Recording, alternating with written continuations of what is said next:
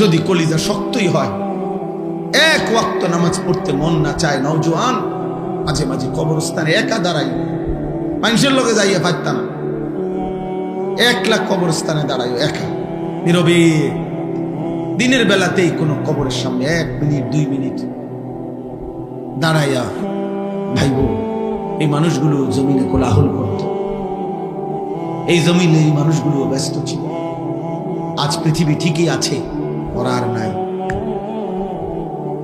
আকসিরু যিকরা হাদিমিল লাযযাত, আল্লাহ নবী সাল্লাল্লাহু আলাইহি ওয়াসাল্লাম বলছেন, উম্মত সমস্ত স্বাদ, আনন্দ, উল্লাস, ফুর্তি, সব মজা শেষ করে দিবে যেই মৃত্যু, সেই মৃত্যুকে বেশি বেশি স্মরণ করো।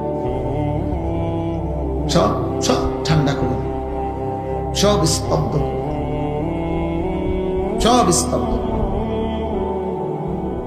আল্লাহ তাআলা বলছেন, মিনকুম মান ইউতাওয়াফা মিন ক্বাবলু, আমার বান্দা মনে রেখো, আমি কিন্তু সকলকেই যুবক, সকলকেই বৃদ্ধ মানাই না।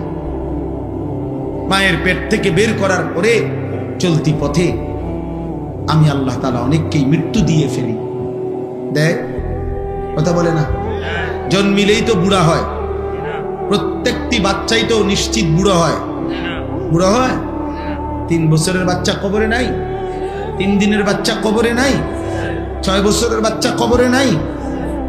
তাইলে তুমি কোন হিসাবে ভাবছো তুমি আরো 30 বছর বাঁচবা?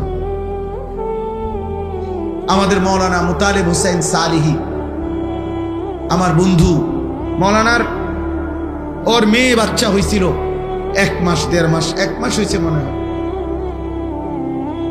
এই গত 3 দিন আগে এই বাচ্চা অসুস্থ ছিল, 1 মাসের বাচ্চা, 1 মাস। ঢাকা নিচে মোহাম্মদপুর শ্যামলী বড় হসপিটালে ভর্তি করাইছে। আগের দিন রাত্রে আমারে ফোনে কইতেছে, আনিস, আমি বললাম কি অবস্থা বাচ্চার? ডাক্তারে কি বলল? মাশাআল্লাহ অনেক ভালো আছে, বলতেছে চিকিৎসা অনেক সুন্দর, ভালো হসপিটাল, খুব বড় সড়ো, অনেকক্ষণ বলল। পরের দিন আবার রাত্র 12:30টার দিকে আবার ফোন দিছে। ফোন রিসিভ করছি আর দেখি ও কাঁদতেছে। আরে কি হইল রে, কাঁদোস কেন? আমার আদর বাচ্চা, কোলের বাচ্চা মারা গেছে, এই 1 মাসের বাচ্চা মারা গেছে, রাত 10টায় মারা গেছে। তখন আমি যখন শুনছি তখন 12:30 বাজে।